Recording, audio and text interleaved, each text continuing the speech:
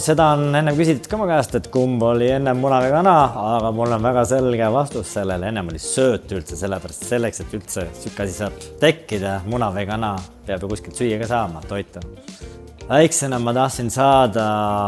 2 asjaks. Üks oli nii-öelda ka tegelikult kuulsaks on üks asi ja teine asi oli teerullijuhiks. Ja tegelikult äge oli ka see, et kui ma siin kanalat ehitasin ja toimetasin ja tegin, siis reaalselt tuligi siia Salme piirkonda pakkumine, et otsime teerullijuhte, sest siin ehitati seda Kuressaare-Sõrve maanteed. Õudselt tahtsid minna. Mõtlesin, et mõtle, kui äge oleks, lihtsalt paned seda teed maha ja kohe jääb sile ja ilus. Aga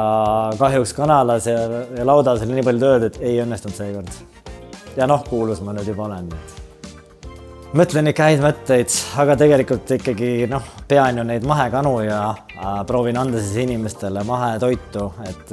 tekiks võib-olla vähem haigus ja inimesed oleksid tükk maad rõõmsamad, et loodame, et see on mu väike panus siia maailma. Kõige rohkem ikka loodan, et ma olen elus selleks ajaks,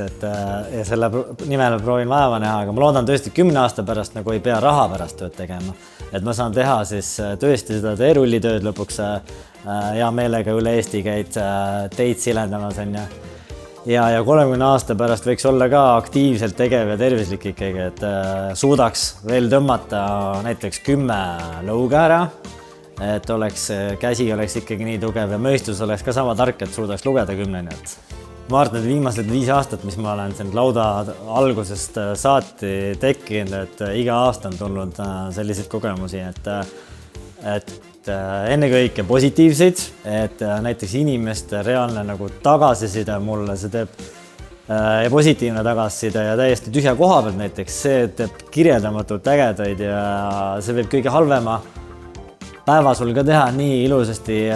klaariks ja päiksedes kohe, aga kindlasti olen katsunud ka neid kõige sügavamaid punkte, eriti veel siis eelmise aasta algus, kui ma selle Priia asjadega jamasin, et siis et ka need on siuksed, sa lihtsalt ei oska kirjeldada, kui halb on olla endal sees, aga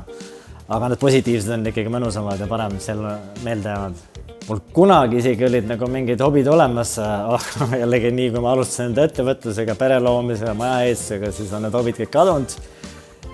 Saaliokit mängisin kunagi päris ägedalt ja palju sinna juurde, et tahaks kunagi tagasi minna. Ja tegelikult on siuke autosport ja autod ja ma olen tegelikult reaalne autopiip, aga hea meelega tahaks sinna juurde ka tagasi minna, et ebatavalistest oskustest on võib-olla see, et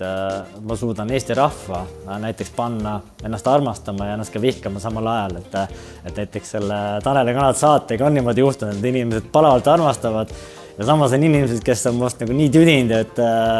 kirjutavad igal pool, et kaua veib lõputu küünlapäev, kogu aeg see Tanel on igal pool pildis, et see võib olla huvitav oskus, mida siis teiste puhul nii palju pole tähele pannud.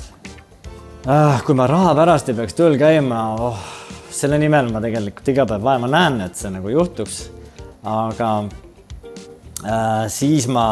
keskendukski nendele asjadele, mis mulle meeldib, hobidele hästi palju kindlasti ja ma arvan, et ka sellistele võib-olla rohkem maailma parandajate projektidele, et siis suudad ise seda finantseerida ja paar sellist ägedat ikkagi projekti on peas olemas juba sahtlis, et millega võiks tegeleda, aga see on kõik seotud loomade, loodus ja toiduga. Esimene soov on siuke hea, et kui kuldkala püüda, et millised need soovid oleksin, et esimene soov on hea siuke, et saaks veel 100 soovi ja 1000 on ju, aga üks asi oleks kindlasti see, et saaks enda näiteks kõhulihased ägedad. Sisuliselt endale ja enda perele lõpmatu tervise hea ja muidugi maailma rahu on, aga sellised lihtsad asjad. Reisidega on mul olnud tegelikult pigem nii keeruline, et palju on sellised mingid tööreisi olnud, kui ministeeriumis lasid seal mingite riikide vahet on ja üks kõige meeleolukam reis oli kindlasti siis mul sõbra klassireis kunagi, kui me käisime Prantsusmaal, et seal sai tehtud selliseid asju, mida sellel ajal võib-olla heaks ei peetud, aga see jäi väga hästi meelde ja muidugi mu kalli abikaasaga mingisugused mõned soojama reisid, mis me kunagi ammu oleme teinud, need on ka väga mõnusalt meelde jäänud, et loodame, et selliseid reise ikkagi tulevikus on võimalik rohkem teha. Enda 15-aastasele endale annaksin ma ikkagi soovituse, et usu endasse ikka väga palju, et ära üldse kahtle, pane täie hooga edasi ja tee seda, mis sa tunned ikkagi, et sa tegema peaksid, ja ma soovitaks ka kohe nagu varakult juba ettevõtlusega tegelema hakata, sest see on täpselt selline mõnus koht, kus ennast testida ja kõiki asju paremaks teha, sest seal tõesti piire pole. Milline on olnud minu kõige väärtuslikum õppetund? See kindlasti jääb nüüd võib-olla viimase 5 aasta sisse, aga need õppetunde on olnud palju,